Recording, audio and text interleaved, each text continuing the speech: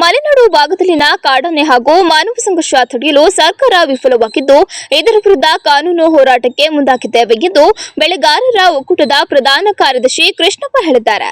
ನಗರದಲ್ಲಿ ಗುರುವಾರ ಮಧ್ಯಾಹ್ನ ಸುದ್ದಿಗಾರರೊಂದಿಗೆ ಮಾತನಾಡಿ, ವನ್ಯಜೀವಿಗಳು ವಾಸ ಮಾಡುವ ಜಾಗದಲ್ಲಿ ಅರಣ್ಯ ಇಲಾಖೆಯಿಂದ ಲಕ್ಷಾಂತರ ಮರಗಳನ್ನು ಕಡಿದು ಜೊತೆಗೆ ಗಣಿಗಾರಿಕೆಗೆ ಅನುಮತಿ ನೀಡುವ ಮೂಲಕ ಅಲ್ಲಿನ ಶಬ್ದ ವಾಹಿನಿಗಳನ್ನು ಗ್ರಾಮದೊಳಗೆ ಬರುವಂತೆ ಮಾಡಿವೆ. ಈ ಬಗ್ಗೆ ಅನೇಕ ಹೋರಾಟಗಳು ನಡೆದು ಜಿಲ್ಲಾಡಳಿತದ ಮೂಲಕ ಸರ್ಕಾರಕ್ಕೆ ಮನವಿ ಮಾಡಿದ್ರು. ಜನಪ್ರತಿನಿಧಿಗಳು ಕಣ್ಣು ಕಾಣದೆ ಕಿವಿ ಕೇಳದಂತೆ ಆಗಿದ್ದಾರೆ.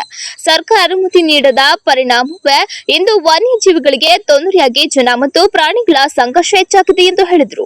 ಈಗಾಗಲೇ ಸಣ್ಣ ಪುಟ್ಟ ಬೆಳೆಗಾರರು ಅವರ ಒಂದು ಜಮೀನಲ್ಲಿ ಸಾಗುವಳಿ ಮಾಡದಲ್ಲೇ ತುಂಬಾ ಜನ ಮಲೆನಾಡಲ್ಲಿ ಹಾಳು ಬಿಟ್ಟಿದ್ದಾರೆ.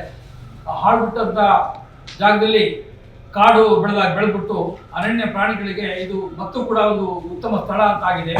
ಈಗಾಗಲೇ ಅರಣ್ಯ ನಮ್ಮ ಕೃಷಿ ಪ್ರದೇಶದ ಅಂಚಿನಲ್ಲಿರ್ತಕ್ಕಂಥ ಅರಣ್ಯದಲ್ಲಿ ಹಲವಾರು ಭಾಗದಲ್ಲಿ ಹಲವಾರು ಅಭಿವೃದ್ಧಿ ಚಟುವಟಿಕೆಗಳು ನಡೆಸ್ತೀವಿ ಅಂತ ಹೇಳ್ಬಿಟ್ಟು ಕಾಡು ನಾಶ ಆಗಿರೋದು ತಮ್ಮ ಗಮನಕ್ಕೆ ಬಂದಿದೆ.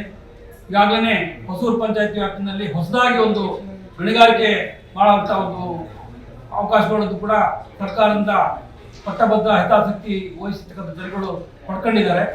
ಆ ನಿಟ್ಟಿನಲ್ಲಿ ಆ ಭಾಗದ ಕಾಡು ಪ್ರಾಣಿಗಳೆಲ್ಲ ನಾಡಿಗೆ ಬಂದು ರೈತರ ಕೃಷಿಯನ್ನು ಹಾಳು ಮಾಡ್ತಾ ಇದೆ.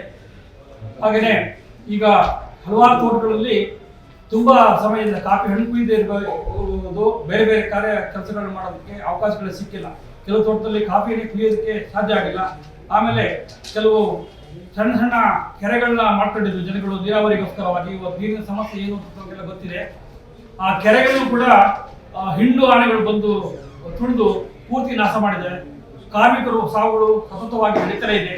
ನಾವು ಹಲವಾರು ಬಾರಿ ಸರ್ಕಾರದೊಂದಿಗೆ ಉನ್ನತ ಅಧಿಕಾರಿಗಳೊಂದಿಗೆ ಚರ್ಚೆ ಮಾಡಿ ಎಷ್ಟು ಮನವಿ ಕೊಟ್ಟರು ಕೂಡ ನಮ್ಮ ಕಷ್ಟಗಳನ್ನ ಅವರು ಪರಿಹಾರ ಮಾಡೋ ನಿಟ್ಟಿನಲ್ಲಿ ಯಾವುದೇ ಕ್ರಮ ತಗೊಳ್ತಿಲ್ಲ.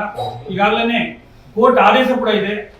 ಈ ಕೆಲವು ಏನು ಅಂತಂದ್ರೆ ತಾಲೂಕು ಲೆವೆಲ್ನಲ್ಲಿ ತಹಶೀಲ್ದಾರರು, RFO ಮತ್ತು PHO ಈ 3 ಜನ 2 ತಿಂಗಳಿಗೊಂದು ಮೀಟಿಂಗ್ ಮಾಡಿಬಿಟ್ಟು ವರದಿ ಕೊಡಬೇಕು ಸರ್ಕಾರಕ್ಕೆ ಅಂತ ಹೇಳ್ಬಿಟ್ಟು, ಆಮೇಲೆ ತಕ್ಷಣ ಏನಾದರೂ ಆನೆ ಡ್ಯಾಮೇಜ್ ಮಾಡಿರ್ಬೋದು, ಜನಗಳಿಗೆ ತೊಂದರೆ ಆಗಿರ್ಬೋದು, ಅಲ್ಲಿ ಸ್ಪಂದಿಸಬೇಕು ಅಂತ ಹೇಳ್ಬಿಟ್ಟು ಕೆಲವು ಸ್ಪಂದಿಸಿದವರು ಬಿಟ್ರೆ ಮೀಟಿಂಗಿನ ವರದಿಗಳು ಇದುವರೆಗೂ ಎಲ್ಲೂ ಮುಟ್ಟಿಲ್ಲ.